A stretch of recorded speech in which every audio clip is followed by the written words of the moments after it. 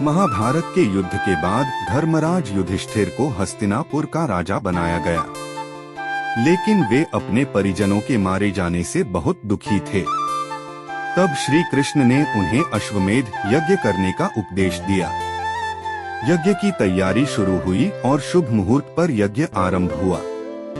यज्ञ का अश्व तैयार हुआ, रानियों ने उसकी पूजा की, तभी चारों ओर घना अंधेरा छा गया। कुछ देर बाद जब अंधेरा छट गया तो सभी हैरान रह गए, क्योंकि किसी ने यज्ञ का अश्व चुरा लिया था।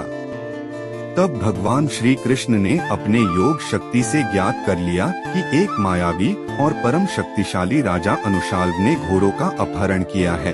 उन घोड़ों को वापस लेने के लिए श्री कृष्ण ने प्रद्युम्न और वृषकेतु को भेजा, लेकिन राजा अनुशाल्व बहुत शक्तिशाली थे। उसने उन्हें घायल कर दिया और अपनी माया से श्री कृष्ण के सामने पहुंचा दिया। ये देखकर श्री कृष्ण स्वयं युद्ध करने चले गए, लेकिन राजा अनुशाल्व शक्तिशाली तो थे, लेकिन बहुत बड़े भक्त भी थे। इसलिए श्री कृष्ण भी उनसे युद्ध करते हुए मूर्छित हो गए।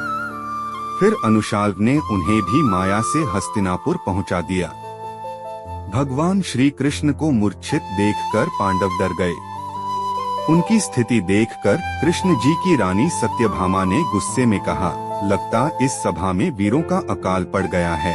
श्री कृष्ण को मूर्छित देखकर वीरता की बात करने वाले डर गए हैं, इसीलिए मैं स्वयं युद्ध करने जाऊंगी।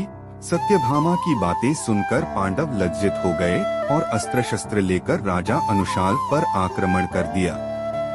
दोनों पक्षों में बहुत दिनों तक भयंकर युद्ध हुआ, लेकिन अंत में पांडवों ने मिलकर उसे पराजित किया। फिर उसे पकड़कर हस्तिनापुर ले आए। वहां पर वृषकेतु उसके बाल पकड़कर खींचते हुए भगवान श्री कृष्ण के पास ले गया।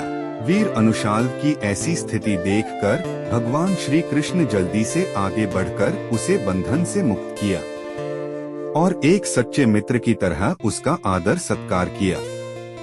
शत्रु राजा के प्रति श्री कृष्ण का व्यवहार देखकर सब आश्चर्यचकित हो गए।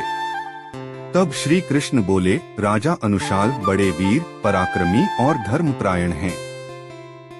ये हमारे शत्रु नहीं, मित्र हैं। इसलिए मूर्छित करने के बाद भी इन्होंने हमें जीवित छोड़ दिया था। इनके मन में कोई बुरा विचार नहीं था। इन्होंने केवल क्षत्रिय धर्म का पालन करने के लिए यज्ञाश्व को चुराया था। उसके बाद राजा अनुशाल्व ने अश्वमेध का घोड़ा वापस कर दिया और फिर युधिष्ठिर का अश्वमेध यज्ञ पूर्ण हुआ। इस कहानी से हमें ये सीख मिलती है कि अगर आप धर्म और भक्ति से अपना जीवन जीते हैं तो भगवान को भी आपके सामने हारना पड़ता है।